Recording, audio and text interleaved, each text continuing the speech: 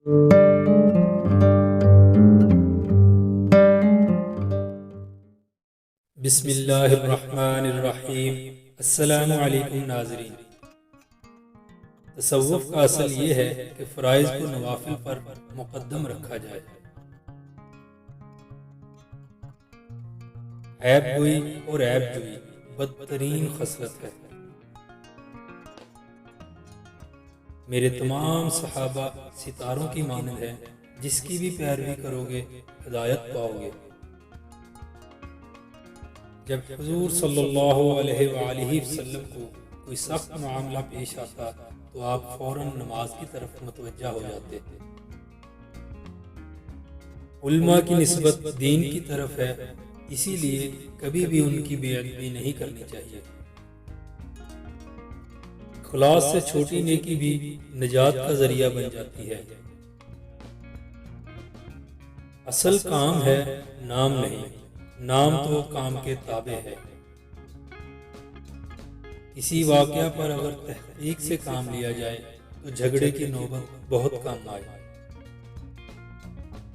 गोशा नशीनी दिल से होती है, ना कि अलग बैठ जाने से। अपने मुतल्लिक़ीन की जांच करते रहना ज़रूरी है, ना कि तजस्सुस। एक दिन मरना है, आखिर मौत है। कर ले जो करना है, आखिर मौत है। माल और अक़ल एक दूसरे को लाज़िम नहीं। सूरह मुल्क की तिलावत मग़फ़िरत का सबब है।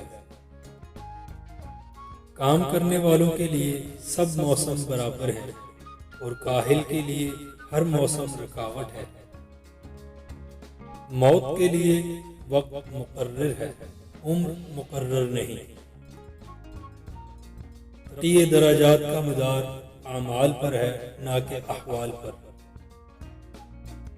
खुदा ने ज़ुबान में हड्डी नहीं रखी, ज़ुबान का ज़ख्म तलवार से ज़्यादा गहरा है। जब जिंदगी का भरोसा ही नहीं, फिर फरीज़ा हज में ताख़ीर क्यों? इबादत में अगर जी लगे समझो ग़ज़ा है, अगर जी ना लगे समझो दवा है।